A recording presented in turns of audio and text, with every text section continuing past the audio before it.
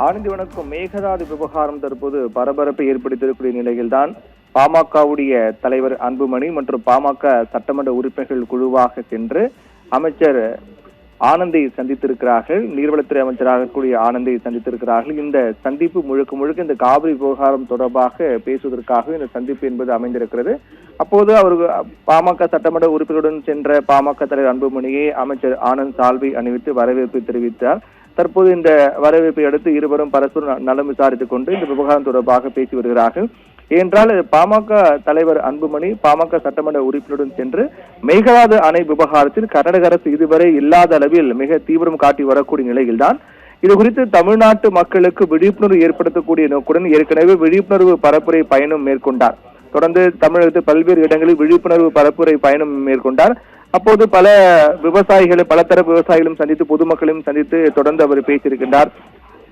அவருடைய அனைத்து ஒட்டுமொத்த விவசாயிகளுடைய கோரிக்கை என்பது மேகதாது அணை தடுக்க வேண்டும் என்பதுதான் விவசாயிகளுடைய கோரிக்கையாக இருக்கிறது என்றும் புதிய அரசு பதவியேற்ற பிறகு மேகதாது அணை விவகாரம் தொடர்பாக ஒரு தீர்மானத்தை மட்டுமே சட்டப்பேரவையில் நிறைவேற்றியதை தவிர ஒரு பயனற்ற தீர்மானம் என்றே அன்புமணி அதை குறிப்பிட்டு பேசியிருந்தார். ஒரு பயனற்ற தீர்மானத்தை தவிர வேறு எதையுமே தமிழக அரசு செய்யவில்லை என்றும் மேகதாது அணையை கட்டுவதற்காக கர்நாடக அரசு எவ்வளவு தீவிரமாக செயல்படுகிறதோ அதைவிட பல மடங்கு தீவிரமாக தமிழ்நாடு அரசு செயல்பட வேண்டும் என்றும் தெரிவித்திருந்தார்.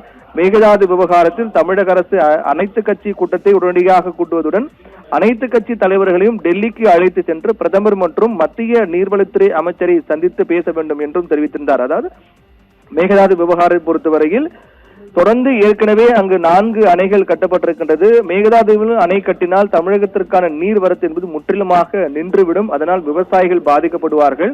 தற்போதைய புதிய அரசு பதவியேற்றக்கூடிய நிலையில்தான் மேகதாது அணை விவகாரத்தில் கர்நாடக அரசு மிக தீவிரமாக செயல்பட்டு வருகிறார்கள். ஆனால் தமிழக அரசை பொறுத்தவரை ஒரே ஒரு தீர்மானம் மட்டும் நிறைவேற்றிவிட்டு அமைதியாக இருக்கிறார்கள். அதையும் தாண்டி மேற்கொண்டு எந்த நடவடிக்கை எடுக்கவில்லை என்ற குற்றச்சாட்டை சுமத்திருக்கூடிய அன்புமணிதான் தற்போது இது தொடர்பாக பேசுவதற்காக அமைச்சர் ஆனந்தை சந்தித்து பேசி வருகின்றார். இந்த சந்திப்பின் போது ஏற்கனவே அவர் வைத்த மிக முக்கியமான கோரிக்கை என்பது அனைத்து கட்சி கூட்டம் கூட்ட வேண்டும். அனைத்து கட்சி கூட்டத்தை கூட்டி அதன் மூலமாக ஒரு முடிவு எடுக்கப்பட்டு அந்த முடிவின் அடிப்படையில் நேரடியாக டெல்லிக்கு அழைத்து சென்று அனைத்து கட்சியினுடைய தலைவர்களையும் ஒட்டுமொத்தமாக டெல்லிக்கு அழைத்து சென்று பிரதமர் மற்றும் மத்திய நீர்வளத்துறை அமைச்சரை சந்தித்து இது தொடர்பாக கோரிக்கை மனுவை கொடுக்க வேண்டும். விரைந்து இது குறித்து உரிய தீர்வு காண நடவடிக்கை எடுக்க வேண்டும் என்பதுதான் பாமகவுடைய நிலைப்பாடு என்றும் அதனால் அது குறித்து பேசுவதற்காக இந்த சந்திப்பு நடைபெற்று வருவதாகவே பார்க்கப்படுகின்றது. ஆனந்தி.